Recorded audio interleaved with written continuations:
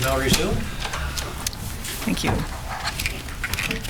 Mr. Commissioner, just to outline what our plan is for this morning, we have David Patterson back to complete his evidence on management adjustments, and then we'll be following that with the panel that we had yesterday. And I'm wondering if I could propose that we take one break in the morning at about 10:45. Just go ahead through to that. Thank you. So I'll continue with Mr. Patterson. Mr. Patterson, you were previously sworn and you remain under oath. Yes. Thank you. The first document I'd like to take you to this morning is at tab 1 of the binder in front of you, and it's CAN 002886, and it's titled Improvements to Environmental Management Adjustment Models, SEF Final Report.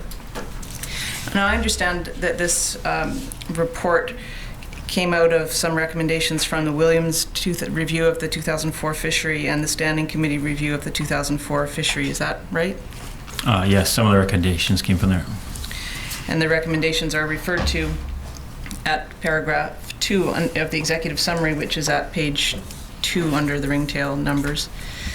It just makes reference to the earlier reviews and the recommendation to review management adjustment models. What were the areas for improvement that were identified and which were the subject of this report?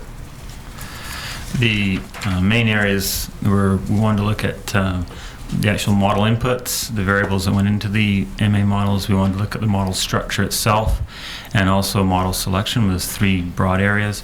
The fives, we broke that down to 5 other areas, which were the basically sensitivity of the management adjustment models to temperature, flow, the uncertainty, the environmental forecasts that go with it. I mean, they're actually all outlined in the report, but those are the main things: input, structure, and selection. And this was funded by the Salmon Commission Southern Boundary Fund, is that right? Primarily funded by them, and then subsidized by DFO, and then also by NSERC for a graduate student. And was the work contemplated? Well, let me just back up. This is a final report that was produced once the different studies had been done, is that right? That's correct. And what we've put into evidence here is an executive summary of the different reports. The actual SEF report is quite lengthy, is that right? Yes. Okay. But the excerpts that we have included here outline summarize the conclusions of the different reports that were done? Yes. Okay. And was all the work that was contemplated under this proposal finished? Or was there work outstanding? We completed all the objectives and delivered on what we said we would do. However, the very last objective is a bit open-ended in terms of the actual development of ecosystem management protocol, so that's ongoing work. And there's continued ongoing work associated with the other 4 objectives too, but for the most part it's done. The objectives that you're referring to, are those the objectives that are on page 3? Yes, the 1 to 5. So if you could turn the page, Mr. Lund. All right, so these 5 adjustments. So the final one, number 5, you say is not complete? Well, we looked into it, but it's an assimilation of all the information it has been collected and is continuing to be collected. So it's not really something that could be completed per se. This is an iterative process. Would be a better way of thinking about it. Okay. Are you able to summarize the conclusions of the different studies that were done? Yeah. Yes. Okay, if you want to look at the main conclusions are associated with each one of those. The bottom of the page there, from 1 to 7, are the 7 main chapters that refer to the first 4 objectives. The first paper there dealt with looking at how we could improve giving a heads up at the beginning of the season before the fishing season started based on snowpack, air temperature anomalies, and we looked into the efficacy of doing that, and it turned out we can within a reasonable amount of uncertainty.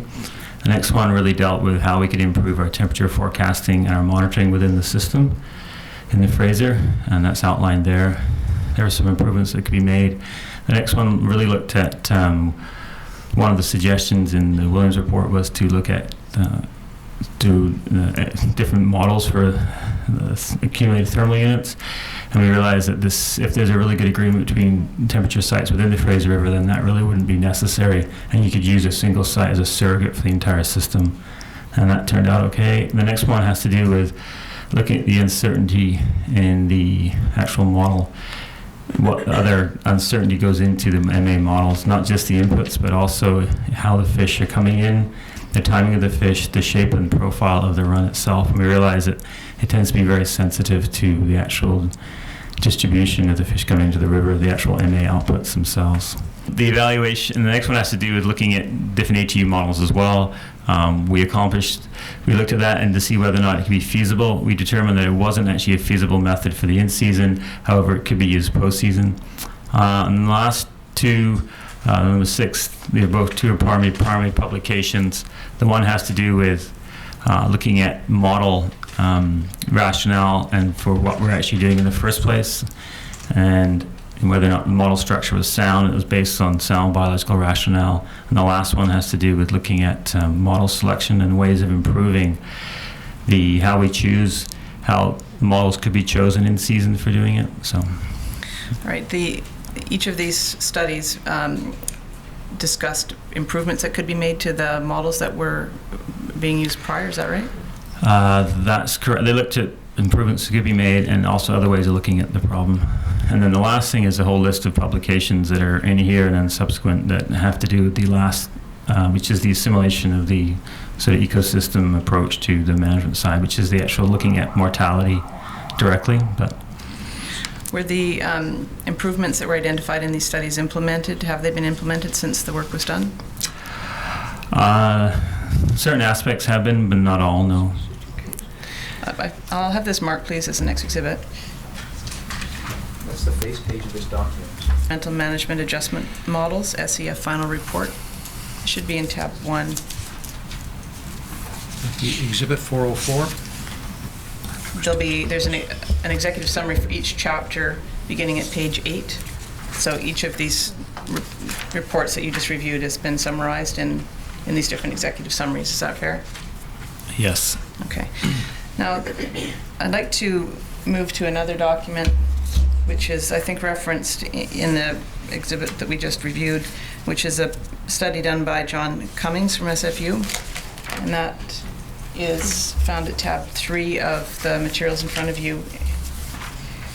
First, I'll just ask if you can tell me whether this document, which is a study titled The Impact of Different Performance Measures on Model Selection for Fraser River Sockeye Salmon, is that actually one of the reports contemplated by the SCF project? Yes, this is the primary publication of from the number 7 on the previous document. Okay, and you're one of the authors of this report as well? Yes. Okay. Can I have this marked, please, as the next exhibit? Exhibit 405. All right, at page 4 of this document, lines 89 to 96 at the bottom. Thank you. It states that during the fishing season, we're talking about discrepancies. Just a minute, make sure I've got my.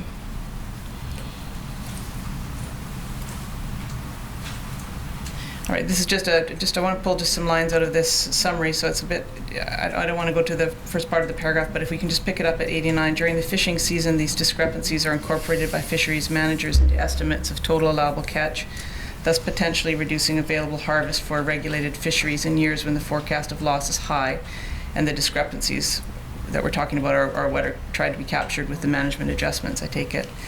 Underestimates of in-river loss can lead to conservation concerns with too few fish reaching spawning grounds due to excess catch, whereas overestimates of in-river loss can result in foregone catch. Therefore, management of the Fraser River Sockeye salmon fishery would benefit from identifying MA models that produce the most precise and unbiased prediction of in-river loss. So that describes sort of one of the objectives that you were looking to solve, how to find the most precise and unbiased prediction of loss through management adjustment models. Is that correct? Yes. Okay. And then on page 6, at lines 136 to 138, you'd specify the research objective as being temperature and discharge models, Yep. migration timing models, Yes. and average historical escapement discrepancy models. Is that Correct. right? Yeah. And then you assess those models against each other and also against the outcome from applying no management adjustment at all. That's right. Okay. And what was the conclusion of your research with respect to using management adjustment models versus not using management adjustment models at all? The conclusion was that in 3 of the 4 runtiming groups, the worst choice to make would be not to apply one. And in the case of the remaining runtiming group, it's the second worst choice of not applying one. So in terms of actual performance, you're better off having a MA model, regardless of how precise or biased it may be. And so in your view, are management adjustment models then useful tools for managers to use in managing the fishery? Yes. And then moving into some of the choices that must be made in determining what the appropriate management adjustment model is. If you could move to page 17 and line 365, just wouldn't mind getting your a non-technical version of these statements. 365, partway through the line, says model performance measures should not be chosen simply on the basis of statistical tradition, but instead should be consistent with the stated management objectives. For example, use of model rankings based only on AIC or R squared fit to the entire data set, as is often the case for management of the early summer run, would result in the selection of I don't know what this means, I'm D model, i.e. the historical average discrepancy model. However, for managers who place high priority on objectives that specifically aim to avoid extreme errors in achieving escapement targets, a model that maximizes MAE or RMSE, i.e. the T plus Q temperature and flow model, would be preferred. So what is in layman's terms, what were you getting at in those lines? Like, what is the dynamic that you're trying to describe? I guess when you think about model fit, what happens if you use something like R squared, which is a more traditional way of looking at it, you're looking at a model and you'll see how well the data you currently have, how well it fits. If you have a relationship between temperature and in-river loss, you can see how well it does. The problem is if you then, that's only explaining one aspect of the model itself. Now, one way of what we did here was we went back and we said, okay, let's start running this model from 1995. And if we had this information in 95, when we apply the model, do we get, and we keep doing that iteratively year after year after year, to see, basically looking ahead to see how well it performs in the future. Do you get do these models, some of these models produce a bias? In other words, they tend to overestimate the number of fish coming back, even though they may fit the model in terms of after the fact, we may be seeing a bias through time, and that's what we're really getting at here. So if managers, depending on what they want to do, if they want to avoid, just because of how the models are structured, different outcomes will come from them. And if you want to avoid extreme errors, or if you want to avoid a bias in one direction or the other, you may want to choose to have one model over another. So I guess it's not an easy thing to actually explain, but there are differences between models and the selection of them, and it's important that we need that. It's potentially important, I should say, if managers want to do that. So, and it's an area, I guess, that we're looking at exploring and trying to get across. So. Right, and I think that picks up at page 21 of your report, at lines 448 through to 454, where you say, clearly multiple performance measures need to be considered in fisheries analyses because of the competing management objectives typically faced by fisheries managers. When clear objectives are combined with appropriate affiliated performance measures, model selection through retrospective analysis can be used to provide scientific advice to managers to help increase the probability of achieving fisheries management objectives. And that's kind of what you were just saying, isn't that? Yes. So if point I think that you're trying to make, and correct me if I'm wrong, is that fisheries managers will have certain objectives, whether to avoid not meeting their, if they want to meet their escapement target, if it's important to ensure that they overestimate to make sure that the escapement targets are met, that could be a performance, or that could be a management objective, and that objective may help you select a model that will best meet that goal. If the objective is to maximize catch while at the same time attempting to meet the escapement goal, that objective may cause you to use a different model as well. So the model selection could be influenced by the management objective. Is that right? Yes. Yeah. Okay. Currently, have managers been able to communicate their objectives to science in a way that allows for you to provide advice on the most appropriate model to reflect the management objectives? I mean, on the one level, yes. I mean, there's the overarching objective of achieving the spawning escapement target while still providing opportunities for harvest is articulated. The more subtle objectives which are associated with these performance measures have not been. I mean, there are many reasons why. You'd have to ask them, I guess, but it's, this process has been, hasn't really had time to, I guess, develop with them, to be honest with you. But is this a yes and no answer? Is that a goal right now, to work with managers to articulate objectives that will assist in providing a proper or a useful model selection for management adjustments? Yes, I think we have presented this work to them, and we'll continue to present it. The idea of building a framework for looking at model selection, basically coming up with an agreed upon set of conditions and taking in mind what the management objectives are, so to come up with the best models, to suite of models they can use. Right. And right now, different models can be selected in season for calculating management adjustments. Is that correct? Different models are presented in season. I'm not sure how they're selected. And as far as you know, the model selection is not done using this quantitative method that you're trying to develop here. In other words, right now there's not a clear set of objectives that are linked to the model choices that allow them to make a decision on what management adjustment to use. I'm not sure what those objectives I've been talking about. As far as I understand, it's mainly R squared that's being used as the actual performance measure that's assessed, and without the appropriate p-values, I don't know how you can assess what the actual confidence you have in those results are, to be honest. But okay. If the objectives and the performance measures were clearly stated, would that allow for a more predictable and transparent assessment of the appropriate management adjustment model to use in season?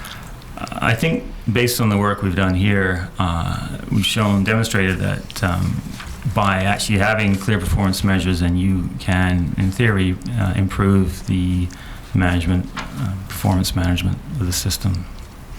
So. Thank you. I would like to move to another topic now.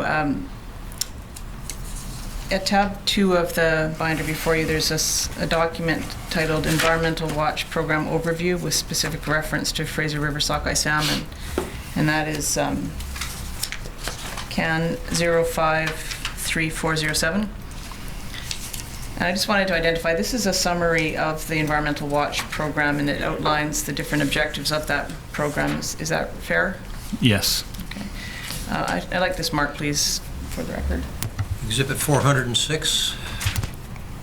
So getting back to the Environmental Watch Program that you're a part of, does that program or your group do any work on the impacts of temperature and kinds of in-river fishing? We've heard a little bit in this commission of inquiry about how different kinds of in-river fishing can have certain impacts if temperature of the water is higher than a certain point. Yes, we've been indirectly we've been involved because we've been fishing for the last 10 years in different environmental conditions using every gear type imaginable. So we have a baseline record for stress responses from fish caught in different gear types. But more recently we've been involved in an insert, two insert projects that are related directly to the impact of fishing interaction with temperature using different gear types in freshwater. Right. And so that work is going to continue being performed? Is that right? There's another 2 years left on the one project. These are funded out of Carleton University and the University of British Columbia. It's Steve Cook and Scott Hinch. I believe there's 1 year left in the UBC one and 2 years left in the Carleton one. Right. And what will the results of that research be used for?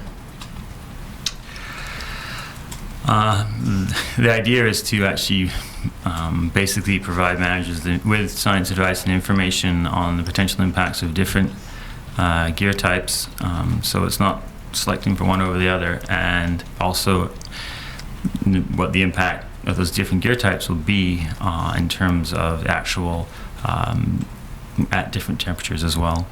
I mean, that particular project that was sort of looking straight at the actual catch and typically release, as opposed to the other interactions, which are getting captured without being brought on board, and then incidental capture, or even just net avoidance or capture. So there are different levels of interaction, but this is the most primary one where the fish are caught, assessed, and then released, and looking at post-release survival for the most part. Is your group doing any work that looks at the impacts of future climate change scenarios? Yes, we are. We're doing both forecasts involved with climate modelers looking at future conditions in the Fraser River, and also looking at individual stock-specific responses to climate change, either physiologically or behaviorally. So. What about habitat loss? Has that influence been studied by your group? About habitat loss necessarily, we've more in habitat change, I guess, in regards to temperature itself. So that work is still tied to temperature, is that right? Yes, that's correct. We have a pretty broad network of water temperature monitoring stations throughout the Fraser, so we try to we're trying to look now at disentangling climate from habitat alteration. So. Thank you. And then moving to another topic, under the old IPFFC, was temperature data collected by that agency? Yes. All right, and did that go back to the 1940s? Yes. And when the certain aspects of the Fraser River Sockeye fishery moved to DFO in 1985, did temperature data continue to be collected in the same way as it was done previously by the IPFFC? No, there were some changes during the changeover. Some stations were dropped. Methods also changed, switching from older equipment to modern electronic equipment. Right. What temperature data is being collected now? Right now, there's two main types. There's real-time water temperature data, which is collected on the main tributaries. There's 10 real-time sites in the Fraser River. Plus, there's a network of just logger stations which are in there, but have to be retrieved once a year.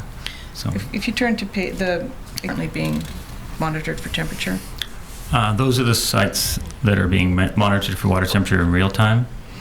Actually, kind of hard to tell, isn't it? Yeah, it's easier on paper. Actually, no, these are both. These are real time and the non-real time stations. So we're monitoring in the major migration corridors. We have some experimental research work in lakes as well, looking at thermal properties and changes. So. Right. The work that's being done currently by your program and by Water Survey Canada, is that the same level of monitoring that took place from the time DFO took over this in 1985, or was there a period of time where the temperature records are not as good? Yeah, the 1980s and the early 90s were particularly poor compared to the 50s and 60s. I think now we're back up to a level that's probably commensurate with what was taking place in the 60s. So, okay. Really, I guess And that was really in response to the previous reviews that the temperature monitoring expanded back up in after 94. Okay.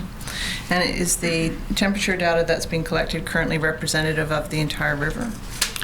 No. The current temperature monitoring, the way it's set up, is designed primarily to provide advice for migratory conditions for adult Fraser sockeye. That's the way it's set up, and that's the objectives. That's the main objective for doing it. So the question was whether it's representative of the entire river. How does the answer that you just gave relate to that question? Just to got to be basic with us. I guess the first part when I said no, I mean, insofar as Fraser sockeye are distributed throughout most of the Fraser, it's not set up. It's not a temperature monitoring program for the entire Fraser River. It's a temperature monitoring program for Fraser sockeye migration, and it's earmarked for the 19 major production units. It's not geared to the individual CUs or anything like that. So, I mean, if you were to look at future down the road, we want to look at climate change impacts, then you'd probably tweak some of the stations around. If you wanted to look at CUs for the WSP as a habitat indicator, then you'd have to modify the existing program. Okay. So, is the data that you are able to obtain through these sites adequate for the management adjustment models that are used in managing? They are adequate for the current management adjustment models, yes. I think that one multi-site correlation paper that was referred to earlier, and the one of the SEF project reports summarizes how well how confident we are, I guess, in the current coverage. Now that's just for the current system. If the management changes or the fisheries are redistributed or any sort of change, then we'd have to adjust accordingly.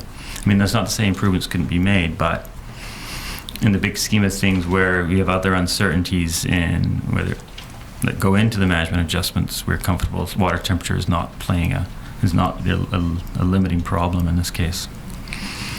In your view, is it important to maintain that full data set of environmental conditions in the river?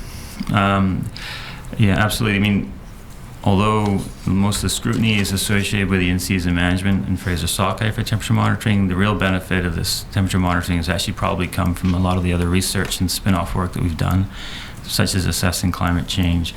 You don't have that information unless you have long-term records of water temperature monitoring. We can now look at we can reconstruct thermal exposures for different populations. We're doing it now for downstreams, for smolts, so Do you think that the Department of Fisheries and Oceans is the right department to be responsible for monitoring temperature in the river? I don't think I'm the right person to ask, in the sense that I'm not going to comment on what our mandate is. We have a use for it, we have a need for it, and therefore we do it. I don't. Well, I guess the question is should this be a responsibility of Environment Canada? Are they already monitoring things, water temperature and other temperature sites? I mean, Environment Canada does do some water temperature monitoring. They do have a mandate to monitor water quality, and in my personal opinion, water temperature is probably the main attribute for analyzing water quality. So insofar as that, I think that they could be doing more, to be honest. My final questions relate to some recommendations made by Williams, and if we can have Exhibit 14 come up, Mr. Lund. Exhibit 14, page 263, states that given the challenge posed to fisheries management by high water temperature and associated impacts on fish mortality, more systematic collection of data on the number of fish observed floating in the river or dead on the banks downstream of the spawning grounds would prove useful for comparative purposes. So, first of all, did the department assess the relationship between loss and salmon carcasses in response to this recommendation? Well, we initiated the work prior to this actual recommendation in terms of looking at the relationship between carcass visibility or ability to detect carcasses and within the Fraser River itself. So. And were you able to establish that there's a relationship between salmon carcasses and best estimates of loss? We never directly compared salmon carcasses and best estimates of loss because I think at the time, because of what's construed within the difference between estimates and the uncertainty associated with them, we decided instead to look at a direct relationship between the number of carcasses and water temperature itself. And we did find a relationship between those years that had high water temperature also had a higher number of carcasses in relative to the abundance of fish in the river. Right, and have other studies been done or experiments been done to try and figure out what happens to all the fish that die in the river? Yeah, we conducted a study where we actually looked at the relationship between water temperature, anywhere from 5 to 20 degrees, and the time it takes a fish to surface. And from that, we deduced that even at 20 degrees, it takes 1 to 2 days for a fish to resurface. At 5 degrees, it's up to 12 days. So it's highly unlikely that you're not going to see lots of fish floating in the river at any point, and fish are negatively buoyant, in which case, unless the only way they can float is if gas buildup. So if their body's perforated in any way or scavenged even partially, then they're not going to resurface. And also the water conditions, the clarity, how fast the Fraser River moves. It takes a few days to get water to get from the Thompson to the mouth of the river. So there's a whole bunch of reasons why we found it highly unlikely that you'd actually see large numbers of fish in the river, carcasses. Mr. Commissioner, those are my questions for Mr. Patterson. And I know that Canada has some questions for him, but I'm not sure how many other participants. Just try to clear a question mark in my head on the modeling side, if I could, and that is there any relationship whatsoever between the models that you have discussed in these reports and given evidence upon and FRSSI?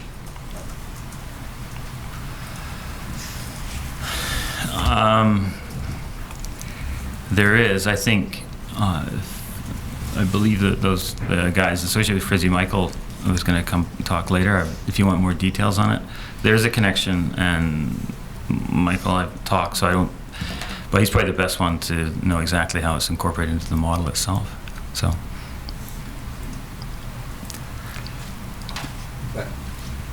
But from your perspective, what is your understanding of? Oh, how it's actually. Right. Well, I guess the simplest one, well, in the FRSSI model, they have the TAM rules, the total allowable mortality. Within there, if you say, for example, typical TAM rule will be 60%. Most of that in a high temperature year, most of that 6% allowable mortality be taken up by the predicted MA management adjustment model. So in that sense, the MAs are directly associated with the TAM rules. Does that make sense? And then the other place where Michael has talked about, or Gottfried, I guess, we're talking about how it's incorporated was in the long-term future planning, where we can provide long-term estimates of discrepancies so they can be incorporated into the long-term escapement planning. So in other words, if we are thinking 10, 20, 30 years down the road, environmental conditions are going to get worse, therefore it's expected that you're going to have higher frequency of in-river mortality, therefore you should adjust your spawning escapements accordingly down the road. That's another place that I've potentially seen it being incorporated into FRSSI. I don't know exactly explicitly how it has, but that's the sort of advice we've provided to them in the past on this. So, if that makes sense. But as I understand the evidence, your adjustments are made annually in season. Is that correct? Yes. The ones I was talking about today, yeah. So, to the extent that in season, total mortality is being used to develop a total allowable catch, what I need to understand is whether there's already built into the TAM an adjustment for the factors that you take into account in your adjustment model. The factors that take into account in the MA are one of it's either catch or it's the MA from the MA model, right? Those are the two that go into the TAM. So the answer is yes, that's how it's being incorporated into the TAM rules. I mean, in some cases, the predicted mortality will be greater than the 60%, in which case there'll be no TAC available at all. So it can easily overcome the total allowable mortality. I mean, it's allowable from a management perspective, but obviously nature doesn't, you can get 80-90% mortality overall, so that's how it's being incorporated right now. Mr. Commissioner, perhaps just to assist, if we turn to Exhibit 317, which is the IFMP for 2009, and we go to page 67 of that document, you can see this is the management or the fisheries plan for Sockeye, and you'll see a column, Mr. Patterson, second column from the right says management adjustments, and that those numbers are the result of the running of the different models we've talked about today. Is that right? Yes, I mean, we do most of the we talk about the in-season MA models, but MA models are also developed pre-season to look at what's happening and different and then they can be simulated to see what happens. So this is where these ones would have come from. This is the best guess before the even environmental conditions have been assessed to find out what we're going to expect. And the same thing, you can do this. We can look at 5, 10, 20, 30 years down the road. We can generate management adjustments as well for planning purposes. So you have to ask the other FRSSI people what exactly they do, how it's incorporated, or if it is right now, but it can be done. And some of our climate change work, that's exactly what we're looking at. We're looking at long-term patterns in mortality and how you can adjust for and the tricky part is it's easier to make guesses on what's going to happen in the future for the fish, but it's harder in terms of how that impacts on the fishery itself. That's a different set of questions. Now I'm looking to ask you just to quickly look at one of the in-season decision-making documents. If you can go to page 130, although I'm not sure if that's the CAN number, but try 130 and see where that gets us. 4 more. Yeah. Okay, stop there. Now you see this is a calculation sheet from an in-season week, and it shows underneath the in-season run size estimate, it has the escapement target set out, and then it shows the management adjustments that need to be made for the different stocks. Again, that management adjustment number is what's created through the use of the models that we've been talking about. Is that right? Yes. Thank you. Mr. Commissioner, are there more questions, or shall I open it up for Canada? Thank you. For the record, my name is Jonas Spiegelman, representing the Government of Canada. And I just have a very few questions for you today, Mr. Patterson.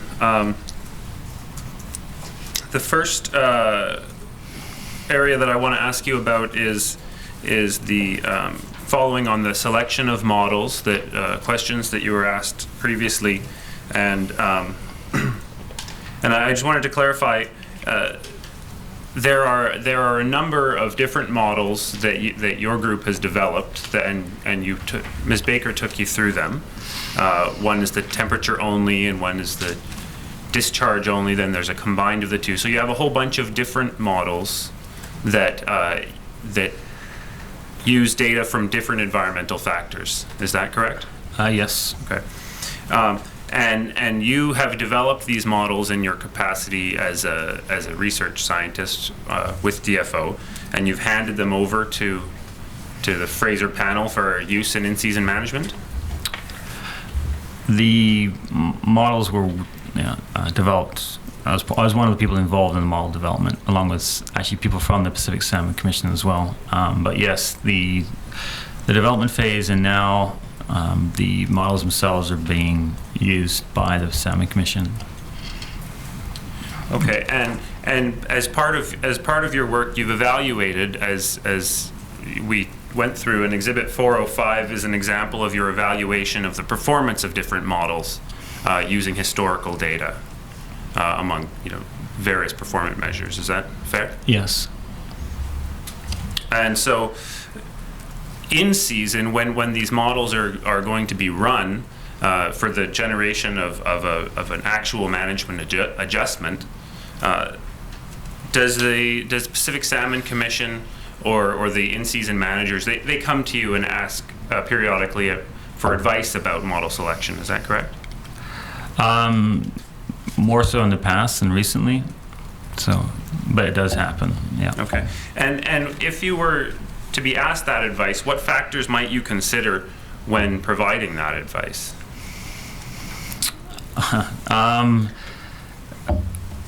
guess when we're talking, I'd be one of the ones that I guess my background is migration biology. So one of the things that if you're going to be relying on the MA as insofar as it explains in-river mortality, I'd want to make sure that any model you're choosing was grounded in, in biological basis as much as possible. The other thing is in the model selection, be careful of, I guess, leaving data in or taking data out, just because you may have a hunch or an idea of why one model is better than another. I mean, there's some pretty good reasons for switching between models, but I'm pretty, maybe I'm more conservative, but I think you should be, these things should be worked out ahead of time for the most part. So, and on top of the actual model performance criteria outlined clearly in these papers, that's, there's very good statistical basis for why you want to choose one model over the other, but the other part that isn't outlined there is the biological rationale part. So,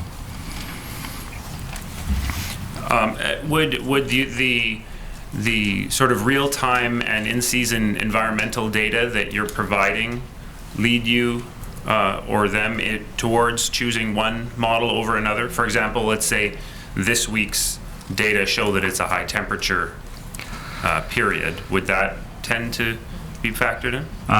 Only if it was going into territory they'd never seen before. I mean, pre-season we give them an idea of what sort of conditions to expect. So unless there's confidence in the actual temperature or discharge forecast itself, if there's a serious problem or this is identified, then it's a legitimate reason to switching over. But unless you're going into temperatures or discharges that haven't been experienced before, I'm not sure about actually switching, unless those sort of decision rules for switching were agreed upon ahead of time. So. And you said that as one of the hypotheses that you tested in this study, the Exhibit 405, was comparing the different models versus applying no MA at all. Yes. And you indicated that it was consistently the worst or among the worst options. Yes, that's correct. Yeah. How different climate change scenarios may impact the survival of migrating salmon in a general way?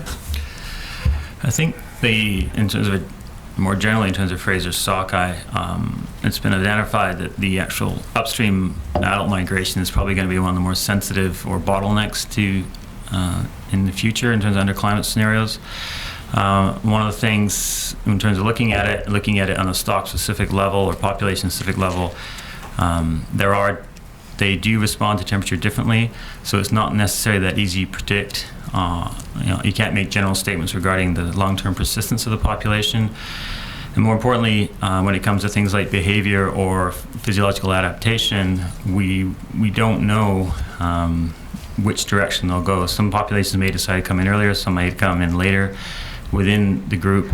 And so I guess, the basis and their ability to adapt is going to come from their genetic diversity that exists within the populations themselves. So that's the modeling stuff we've done and looked at now. So following from that, then, in an uncertain future where climate change may have an impact on the environment through which salmon are migrating, maintaining that broad base of genetic diversity would be helpful for future survival and adaptation. Is that fair? Based on this modeling stuff we've done and the work we've read, yes. Those are my questions, Mr. Commissioner. From talking to council yesterday, I think the only other council that has questions for Mr. Patterson is, Mr. Leadham has one or two. I'm initial to appearing as counsel for the Conservation Coalition.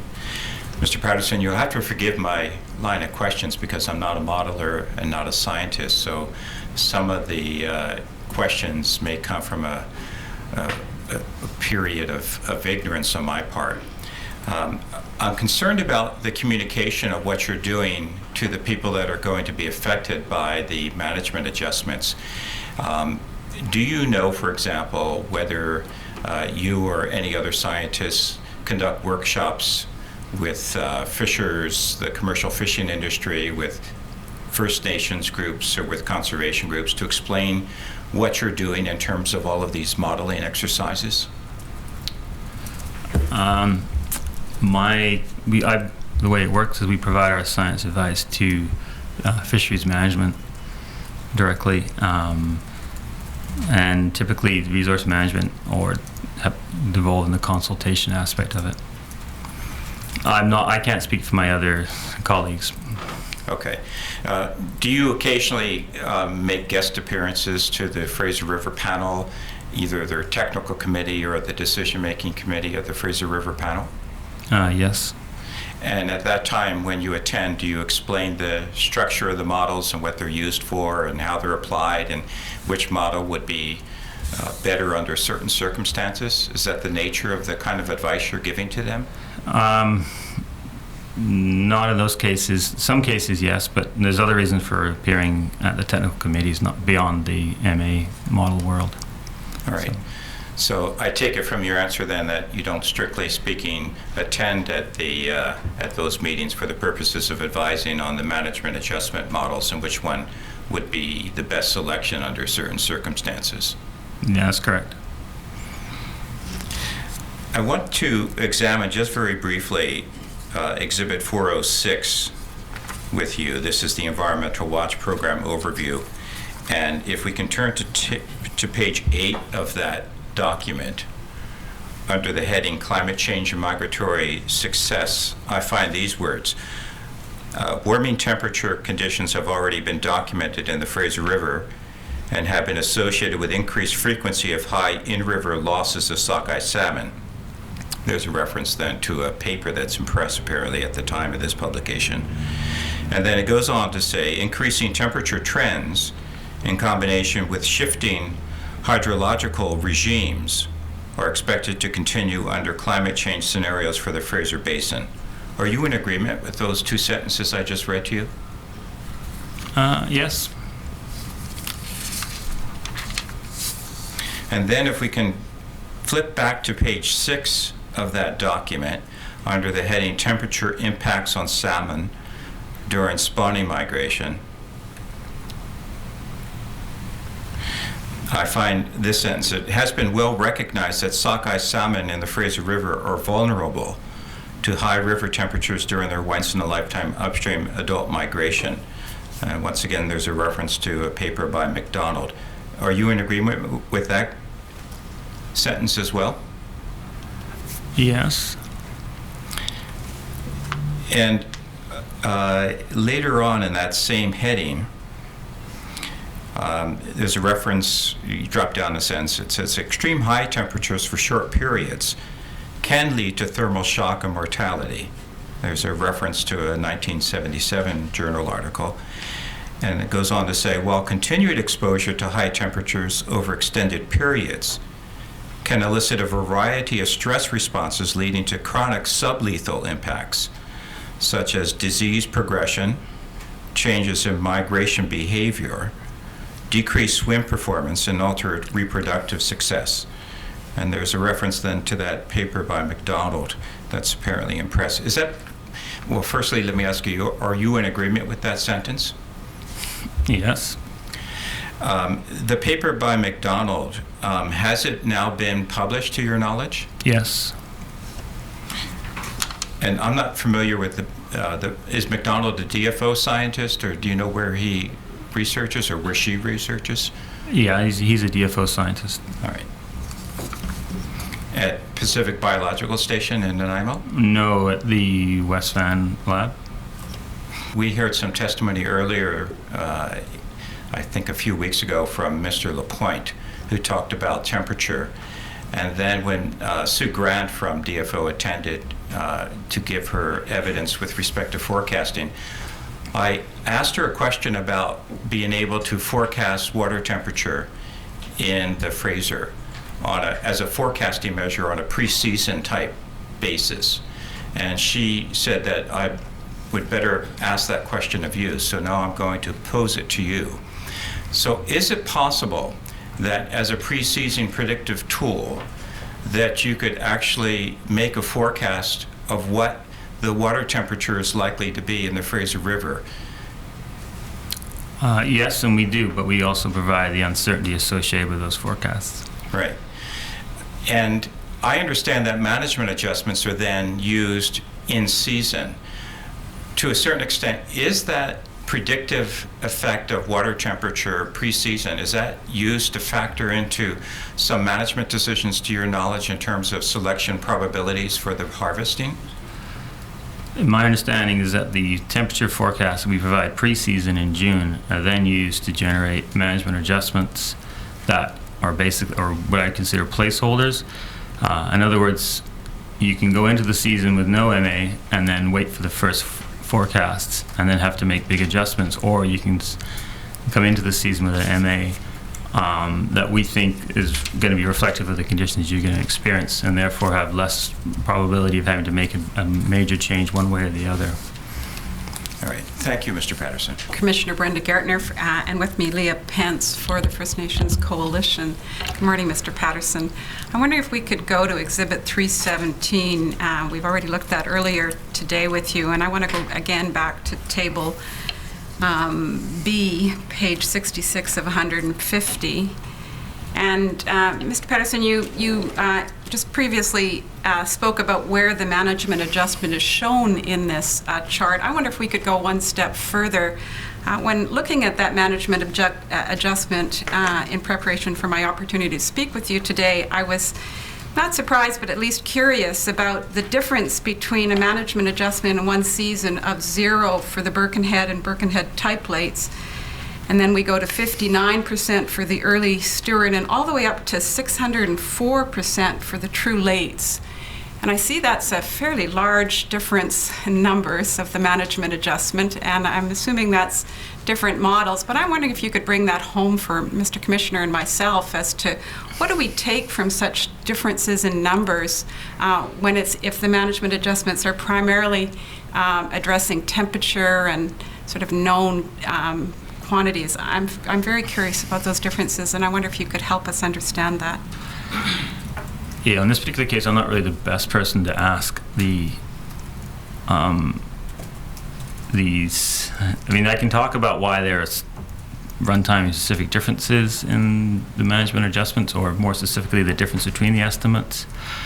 However, seeing 604% for the lates, that's an artifact of the management, what their target, their spawning escapement targets, and what you'd actually have to achieve mathematically in terms of management adjustment to still allow for it's not a I'm not really the best one to ask about this, because this really is the use of management adjustments in the management context itself after we passed along the Mr. Patterson, I'm going to aspect. ask you to work a little harder on that, because if I was thinking of my clients who are looking at this chart, and I was thinking of the expert that's here to talk about management adjustments, and they just asked this question, Mr. Patterson, why are you making an adjustment of 604% on the Birkenhead lates and only an adjustment of 7 on the summer and 59 on the early Stewart, when what we're trying to do is make adjustments for environmental conditions?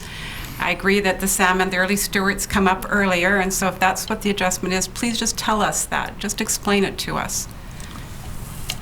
I'm not sure I understand where I'm not the one who's generating the 604% here, I guess is probably the better way of saying it. If you want to know why early Stewarts have a higher management adjustment, or why we have historically seen a higher discrepancy between them, is that the question you want to get at? Sure, and just, is it the early Stewarts are more sensitive to temperature and therefore they're at 59%, or just, it's really important that we be able to understand these charts, and so I'm just asking you that you explain it. With regards to the early Stewarts, they do come in at the highest flow conditions and moderate to warm temperatures, especially in the upper parts. So historically, they've experienced some pretty adverse conditions, and they tend to be, and through the past, they've had high en route loss estimates.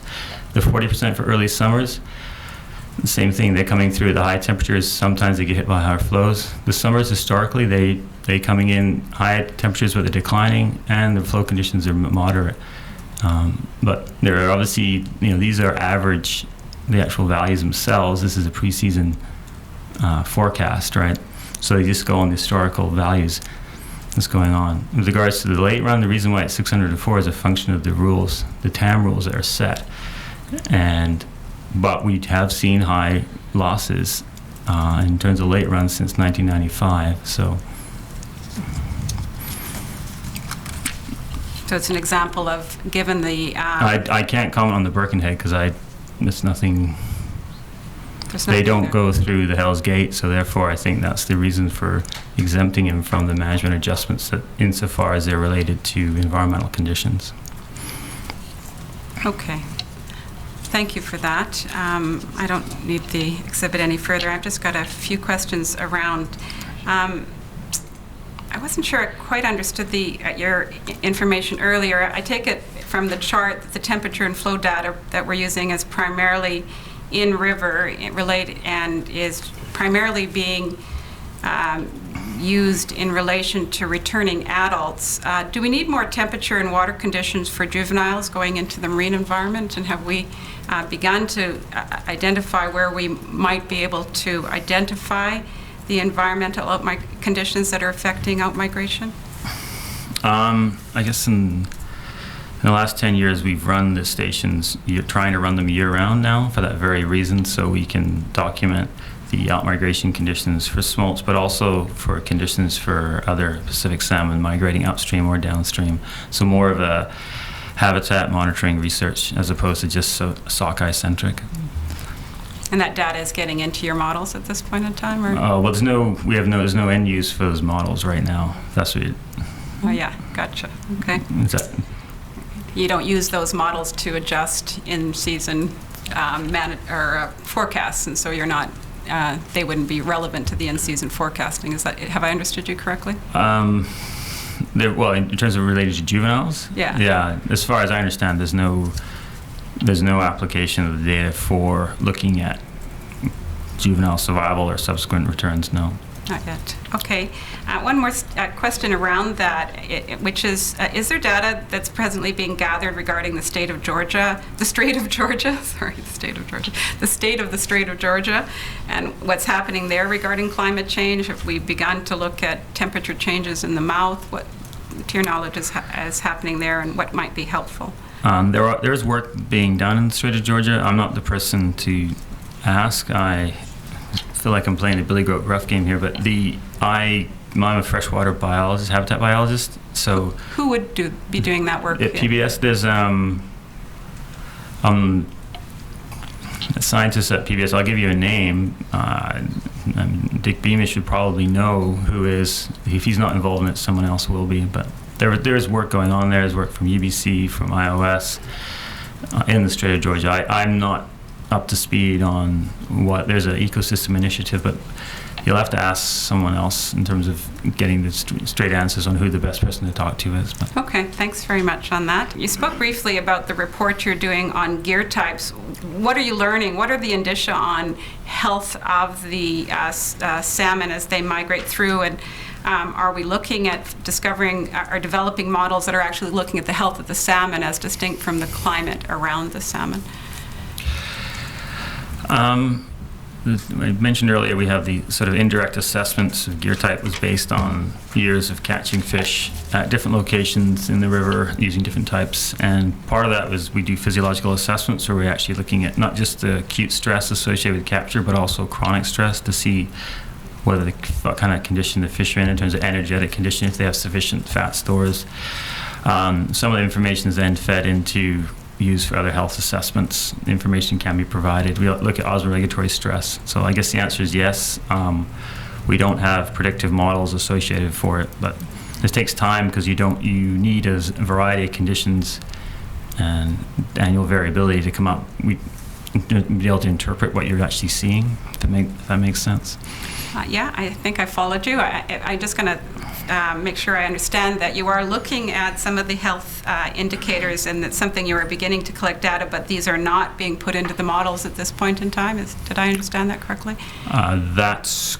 Yes. No, the models are based strictly on environmental conditions, but the biological rationale is consistent with the information we are biological research we're doing on energy and migratory energetics. and disease progression. So, Water temperature seems to trigger those vulnerabilities. Is that correct? yes. I'm just wondering, is there a way of running the models to increase the indicia, right, to begin to address that which I'm going to generally call cumulative impacts? There's, as you know, there are a lot of things that are occurring. You're comfortable using water, temperature. Are there any other indicia that we should be looking at more closely in order to begin to collect the data? Maybe I'll back up a bit. Your first part of the question was to the actual model. I think I'd be careful in terms of using the additional information in the current MA model structure. I'd be more comfortable saying we can start to use those things you're talking about and coming up with independent assessments of in-river mortality based on cumulative impacts and the stress. But outside of necessarily the MA model paradigm. They can still provide advice, but it'd be an estimate of the actual, say, mortality that's associated just with in-river mortality, not associated with the other issues with DBEs. I like to think of that, and bear with me, I stand a bit more the difference is that you can provide advice to the managers and those you can help them make informed decisions, but not necessarily numbers. Well, I don't know if the best process for getting those numbers across is using the management adjustment model structure as it currently exists, because of the ability to be able to, because you need forecasting and predictive ability for them to work, right? It's pretty hard to forecast some of these other issues when the fish are already in the river. Maybe my other way of thinking about it, you can use it postseason to evaluate what we think happened and then provide a best estimate for. It can be a number. I'm not kind of sort of loath to provide a point estimate, but you can provide a range of numbers saying, look, mortality could be 10 to 20% is a reasonable estimate for in-river mortality. And then you could use that to evaluate your postseason estimate, which is important for the DBEs for generating run sizes. So for production. Suggesting or creating a criticism that you couldn't provide the numbers. In fact, it's a complement of the work that you do, is you can provide numbers on some things. As I heard your opening remarks on what you provide, you also provide advice, general advice on the balancing that needs to occur, the considerations that need to occur, given the multitude of matters that can come into the conversation of environmental conditions and their effect on salmon. Yes. And that advice presently that you're providing is generally to DFO science, through DFO science to DFO managers.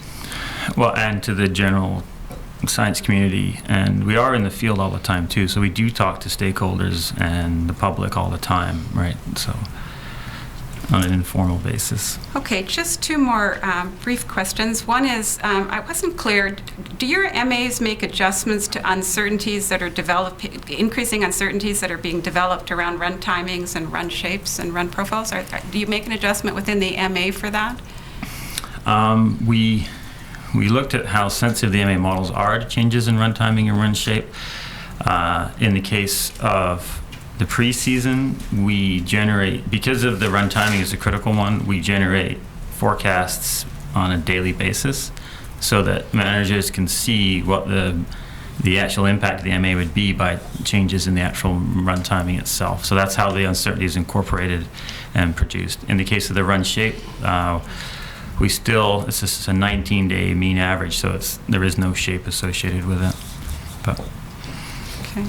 One final question is, we've heard a couple times about, and haven't heard much detail at all about some work that Christy Miller is doing, and I understand it's what's generally called genomics, and what I wonder if you could just briefly describe to Mr. Commissioner what genomics are and what value they may provide in better assessing environmental impacts on salmon. I will be brief because I think Christy Miller or someone else would be better to actually address this. But in this case, the genomics, we're looking at, what we normally do, or historically we've done, is we've looked at sort of the physiology of the fish. We look at its blood, we look at hormone levels, we look at its stress levels. but we can only do maybe 20 parameters. What the genomics allows us to do is look at 16 or 30,000 genes that are being turned on or off. So it's looking at a holistic organismal response. So you can actually look at the condition of the fish, take a snapshot of what it's actually doing, how it is, and if you take a biopsy of the fish and then release it and track it through radio tagging or acoustic tagging, you can trace its fate in terms of survival. So you can see whether or not the condition of the fish at the time of capture and how it's doing in its sort of overall health state by looking at all these different genes that are turned on or off, or it's being expressed or not expressed, and see whether or not the probability of survival. So, and that's the work that's being referred to here. So. And that work actually, as it develops, would it help us assist in assessing more precisely conservation units. Is that correct? From a conservation unit perspective? So if you know the gene, through the genes work already, you know what conservation unit is. So if we're assessing the conservation unit through the genes, you're also then doing the kind of health of the salmon approach that genomics does. I'm just wondering, that might be a positive thing. Is that correct? In terms of its application, you'll know the actual conservation unit the fish belongs to. You'll know its actual health condition at the time, and then you can trace its fate. You can see whether or not some populations may be more vulnerable than others to environmental conditions or other insults that are thrown at it. So it will help us become more precise. How does would that work help your work in setting management adjustments? How would it help? Right now we're in discussions and trying to exactly how you could incorporate these biomarkers or bioinformatics information into the management itself. I can envision in some cases how it would work. This is sort of work in progress, I guess, that needs to be filled out. This is part of a 3-year project that's ending this year, so we're involved with a postdoc right now to look at some of this, how this stuff could be incorporated. But it does have promise, but this takes time to develop. I guess one of the reasons why I, as a layperson, as we call ourselves, became instantly interested in is that it's difficult to do cumulative impact assessments because there are so many different variables, and it would be difficult to get measurements of all those variables. But from a genomics perspective, you're letting go of measuring all the different external variables, and you're trying to more concretely understand the salmon's response to those variables, and you can actually do that at a conservation unit. So it seemed like I know it may be cutting edge, but it seemed very useful in the challenges associated with cumulative impacts. Yeah, and conceptually it's a bit of a shift because we're now using the fish as an indicator of the environment and the habitat it is, as opposed to the other way around in the past. So we've done this successfully in other cases, looking at individual aspects of fish physiology and survival. So in this case, we have a much broader ability to look at the whole organism response. It does show promise, although it takes a long time to go from that to actually being implemented as a management adjustment process, right? I've seen this time and time again, how it's difficult to go down that road. So I'm not saying it will require work to get there, right? Those are my questions, Mr. Patterson. If you used the preseason forecast of temperature in season, and you said that you used the preseason forecast to create a placeholder for a management adjustment in season. And I just wanted to clarify that in season for management adjustments, there are ongoing forecasts done of temperature. There's not a reliance on preseason weather forecasts in season. As soon as the in-season forecasts become available, then the MA models themselves will be updated. Thank you. Those are all my questions, Mr. Commissioner.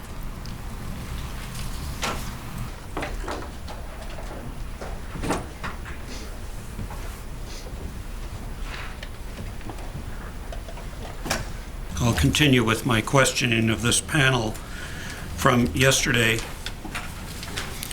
First, and with some measure of risk to me, I'm going to see if I can pick up on something that Mr. Patterson was testifying to and have the panel clarify or see if you agree that I've got things right here. The Commissioner had asked Mr. Patterson about the connection or link between management adjustments and FRSSI in terms of the modeling exercises. Now, am I right and I'll ask any panel member of this, whoever wants to answer, that as a starting point, you can use FRSSI to determine the TAM and the escapement number. Am I right so far? Mr. Cass, perhaps? Mr. Commissioner, yes, that's correct. FRSSI is all about the TAM rule. And then, am I further correct that you use the management adjustment to apply to and incorporate that into the TAM? Or that the MA is applied to and incorporated in TAM? That's correct. I invite others to respond. So at bottom, TAM is made up of the harvest rate or harvest number plus the management adjustment. Yes. Then if you look at matters from the other end, so to speak, the harvest number is TAM minus the management adjustment. Correct. Now, this is a question of Mr. Cass. I wonder if you could turn Mr. Lund to CAN 252068, which is in Canada's binder at tab 2. Can you say what is it and who prepared it? I don't mean the person, but what organization? If it's possible, Mr. Commissioner, to scroll down to, I think there might be a abstract or executive summary. That's correct. Okay. This is a summary document that's produced annually in preparation for pre-season planning activities. That's my recollection. So this one would be for 2010. All right. And is that prepared by the Fisheries Department? Yes. Could that be marked as an exhibit, please? Exhibit number 407. Is this document in the binder? It's in what's called Canada's list of exhibits, and I'm not sure whether that gets to you, Mr. Commissioner, or not. All right. I'm getting an indication not. And the exhibit number, I'm sorry, Mr. Taylor, is? 409, I believe, Mr. Registrar? 407. All right, sorry. 47. This page is speaking to the history of model revisions under FRSSI. And you'll see that in the second bullet, in the first half of the page, there's a heading, Model Structure. And then it reads, the model now includes the option to specify stock-specific escapement strategies, as in Figure 1 on the previous page. And that is a figure that we've seen before in other documents. Maybe just for a moment, Mr. Lund, can you just go to the previous page and then back again to this page? You're familiar, panel, with those charts that we've seen before in other documents. And then if we go back to page 12, the model now includes the option to specify stock-specific escapement strategies as per what we just looked at, so that the total allowable mortality for stock would be based on its individual abundance rather than aggregate abundance. So from this, it's evident that the option is there to do what's said. Can any of the panel members say to what extent that option is then applied in fisheries management in any given year?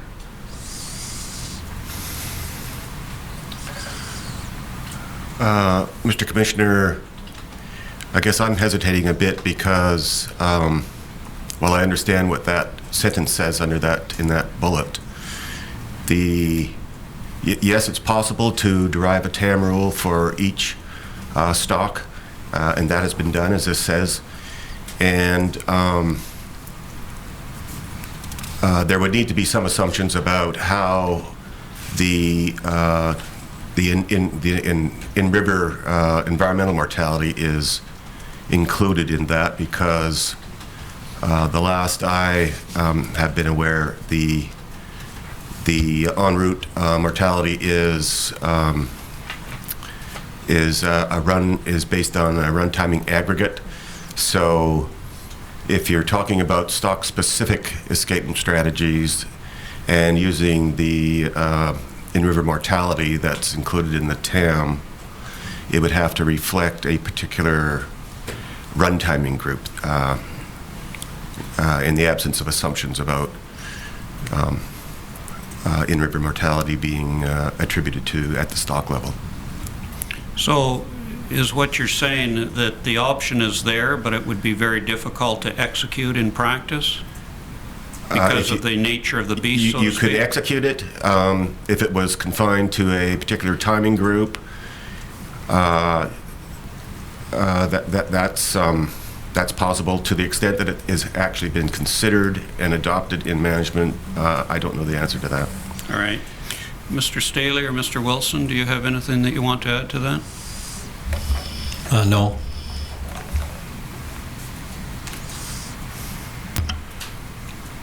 I do recall actually the model being used in this with this option, but it wasn't in a management context. It was in the context of evaluating some options for discussion with the United States as to how to aggregate and disaggregate stocks in the round of negotiations, which has now been postponed. And was that being done in a theoretical sense or in a real-world, on the fishing ground sense? In a theoretical sense, for the purposes of determining what the consequences of different aggregations, if we that may be agreed to with the United States for management. All right. Thank you. Mr. Morley, did you want to add anything to that? No, thank you. All right. If we could, may we go to Exhibit 398, please? And specifically page little Roman numeral 3. Well, first we should go to the cover, I think, so that people can orient themselves. You'll recall this document, I think, panel members, from yesterday. This is the report of 2008 that Pastel and others prepared. And if we could go to little Roman numeral 3, and this being a report on the collaborative development of escapement work. Now, you'll see there a list of participants at one or more workshops. And as I understand it, both you, Mr. Morley, and you, Mr. Wilson, were present at these workshops. Is that right? Not all of them, no. All right. I was present at most of them. Okay, thank you. Mr. Wilson, were you present at very few, or most of them, or half and half, or what? I was involved at the beginning of the process for several years, and the organization that I work for removed itself from that process. I was also involved later on behalf of the Upper Fraser Conservation Alliance. All right. This page is indicating that you were present at one or more workshops in 2007 and a workshop in 2008. Is that correct? I'd have to check my own records, but I'm not certain that I was at the meeting in 2007. All right. Well, we'll leave it at that. With that, these workshops and meetings were a bringing together of stakeholders and scientists to develop consensus, or aimed at consensus, and developing recommendations for then being incorporated into the harvest management plan. Is that right, Mr. Morley? Well, these workshops were totally directed at developing the FRSSI model and coming up with the options that would be considered as part of the integrated fishery management process, yes. Yes, thank you. And were these workshops attended by representatives of First Nations, commercial fishers, recreational fishers, and industry?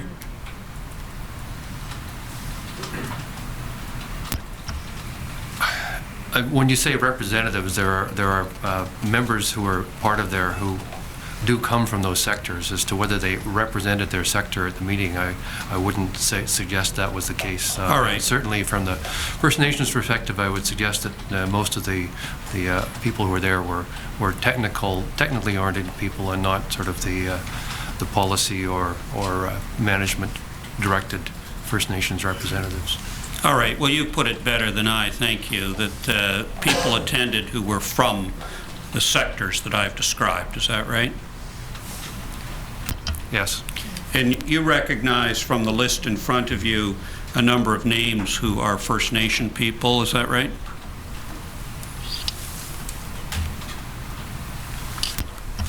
There's several names that are First Nation people, and some that are technical non-First Nations people who may be employed by First Nations organizations. Right. Well, you recognize Brian Asu, Pat Matthew as First Nation people, Morgan Guerin, is that right? That's correct. And were these meetings part of a structured decision-making process?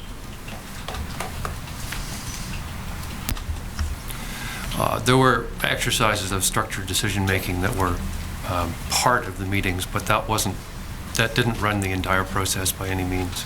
Okay.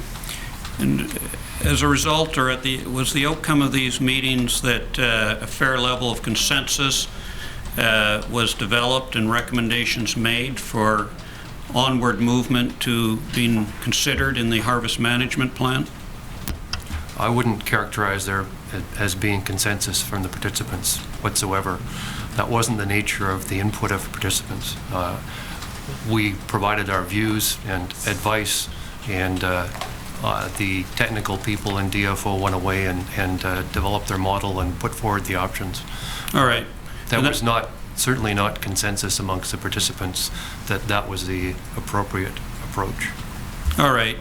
The model was then developed, informed by the input that had been provided at the meetings, was it? I mean, you have to ask DFO as to how they used the advice, okay? And because I wouldn't suggest that my advice in particular informed their approach. Mr. Wilson, do you have anything to add to that? Yes, I would certainly say that the advice I provided doesn't appear to have been incorporated in large part. All right. Mr. Staley, am I right that you were not at these meetings, or have I got that wrong? No, I believe I was at most of the workshops in one form or another, yes. All right. And you've heard what Mr. Morley and Mr. Wilson have just said, which is that there was input provided. You agree with that, I take it? There was input provided, yes. And did you see aspects of the input provided reflected in the ultimate harvest management plan? I would say there were aspects of all of the input, yes. Some parts of them were incorporated, yes. You'll never be able to include everyone's input, recognizing the diverse nature of the stakeholders in the harvest management plan, will you? It'll always have to be an amalgam, and spits will be included and some won't. I seldom say never. Mr. Morley, that the meetings added transparency to developing the harvest numbers and the escapement numbers.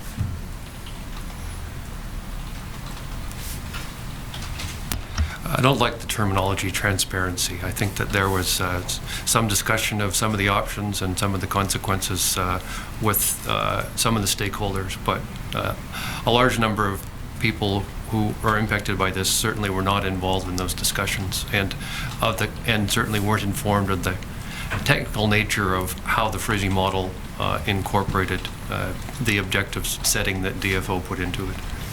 Well, at the meetings, you could ask questions of the DFO people, couldn't you? You could ask questions of the technical people who were doing the work. Most of the technical work was not done by DFO people. It was done by Gottfried Pestel, who was a consultant to DFO. Will you agree with me, though, that the meetings offered any number of stakeholders, including yourself, an opportunity to hear what DFO had to say and provide input on the FRSSI work. Yes. You'll agree with that too, Mr. Wilson? Yes. All right. And Mr. Staley? Yes.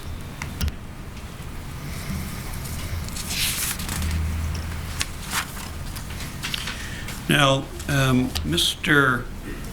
Cass, I want to take you to two documents that are in what's called Canada's list of exhibits at tabs 5 and 6. And there should be a binder up on the witness table, I believe, that will have those in it, provided to you. This is the document at tab 5 that's up on the screen now. And if for a moment we could go to the next one at tab 6. Do you recognize each of those documents, Mr. Cass? Yes, I do. Can you recognize them as the 2007 and 2008 version of a document that we've already seen for 2009 being Exhibit 322, I think it is, that's been referred to? Yes, that's correct. All right. I'd ask that these two documents be marked as the next exhibits. Do you wish them independently or together? I think independently is the best route to go. Document number 5 will be 408. The next one is number 6 will be 409. Thank you. So just to be clear then, the escapement strategy for 2007 is Exhibit 408, and the escapement strategy for 2008 is Exhibit 409. Now, one further document I want to take you to, Mr. Cass, is again in the binder of Canada's exhibits at tab 1. It's a deck that was prepared apparently for a CSAP meeting in May of 2010. Do you recognize that document, Mr. Cass? Yes, I do. And just remind us, CSAP stands for what?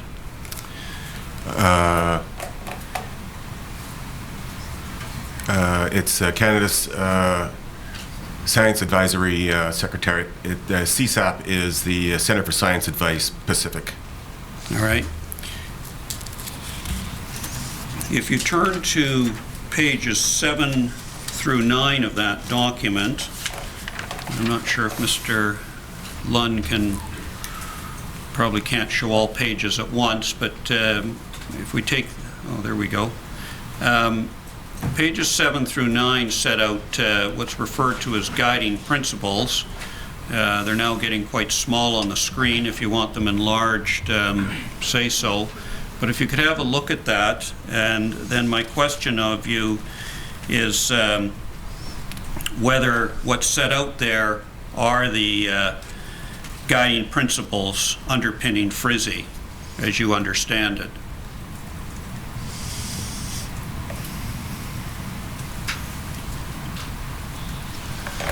Mr. Commissioner, these are certainly, you could call them guiding principles, yes. I'd have to look very closely to make sure I understood what each one says, but we did have some certainly guiding principles that were used to guide the process, if you like. So I would agree that these are these represent those. All right. If that could be marked as the next exhibit, please. 410. Then one more document that I'd like to take you to, Mr. Cass, is at tab 4 of that same binder. This is entitled Guidelines for Applying Updated Methods for Assessing Harvest Rules for Fraser River Sockeye Salmon. Do you recognize that document, Mr. Cass? Yes, I do. If you can we just get the whole of that page on, Mr. Lund? This document appears to be January of 2011. Is that right? This document, there's been various drafts of this document, so I'm not sure exactly what version this is, but it does have the Science Advisory Report number. So, yes, Maybe you could explain, what is this document, who prepared it, and what's its purpose? This document is an output from the science advisory process, or the peer review process of the, in this case, the document that was the draft research document, if you like, or working paper that was reviewed by DFO at a peer review meeting in May 2010. This particular document is called the Science Advisory Report, and the intent is to summarize the content of the meeting in terms of what was reviewed. It is also contains conclusions of participants at the meeting, as well as recommendations based on the review and provided by reviewers at the meeting. So it is a DFO document. As I was saying, the series is a science advisory report that is available at the DFO, at a DFO public internet site. This is all in relation to FRSSI, is it? This particular document is, yes. Yeah, it's an evaluation of the FRSSI methodology. That is correct. If you turn to page 5 of this document, and it says that the application of the FRSSI model for Fraser River Sockeye salmon planning is endorsed. It was concluded that the alternative assumptions currently available in the FRSSI model establish reasonable bookends on plausible scenarios and allow users to explore a comprehensive suite of what-if scenarios in the collaborative planning process. So when it says this is endorsed, who is it endorsed by? At these peer review meetings, one of the main issues is whether the methodology is considered by those who have participated, whether it's considered sound and considers all the inputs that's available. It's the best available information at the time. And so participants are asked, or at least given an opportunity to reflect whether they believe the methodology meets the standards that from a scientific point of view. So in this particular case, this document was approved, the working paper, content of the working paper, the methodology was approved by the committee subject to revisions that would be laid out at that meeting, and so approval has a condition that the revisions to the document, in the case of the research document, which the working paper eventually becomes, that those revisions are approved and signed off by the chair of the meeting, just to indicate that the revisions meet the standards that were agreed to at the meeting. And are the peer reviewers both inside DFO and outside scientists? That is correct. Do you know who or what organizations or where the peer reviewers came from for this one? Well, I think Mike Staley was a reviewer. But oh, okay. That's fine if you don't know. I believe Randall Peterman was, but you know, I'd have I'd have to check. That's fine. May this document be marked as an exhibit, please? Exhibit 411.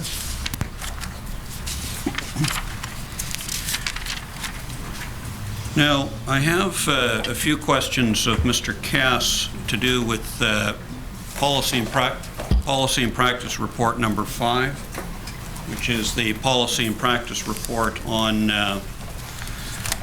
harvest management.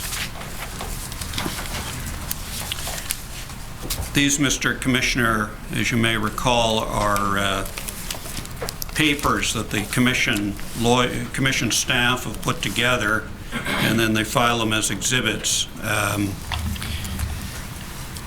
for use in the hearings. And I've got, there are no-name authors, as I understand it, and I've got some questions of Mr. Cass on a couple of points. If you turn, please, to paragraph 96 on page 4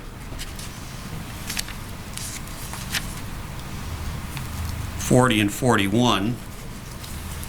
This paragraph is speaking to the productive capacity of Fraser Sockeye may possibly be limited in freshwater spawning or rearing areas. Mr. Cass, can you say anything about whether there are real or possible issues for Fraser Sockeye productivity relative to their time in the marine environment?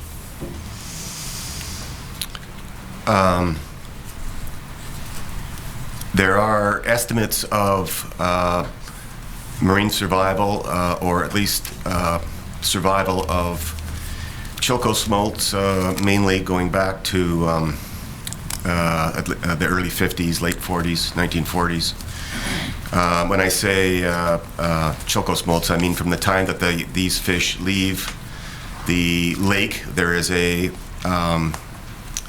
facility there that estimates the numbers of choco smolts that leave the lake and are bound then for the ocean.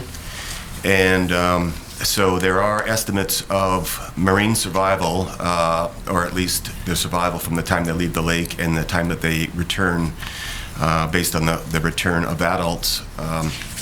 So there are estimates of survival for Chilko Lake. There are some also estimates based on Cultus Lake sockeye, but they are there's not a continuous series.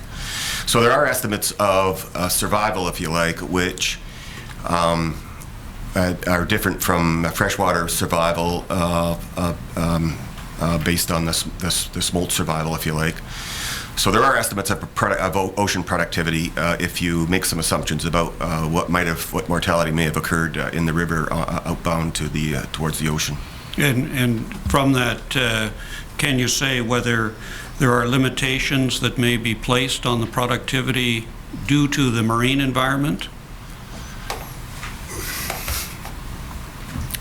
There are certainly marine factors that affect the survival, interannual survival, if you like, over time, and so that it affects the productivity of the population. Yes. Okay. It's a little different than if you think about the capacity of the ocean, but in terms of productivity, there are measurements based on survival. I note the time. Ms. Baker wanted to break at a certain point. Right, thank you.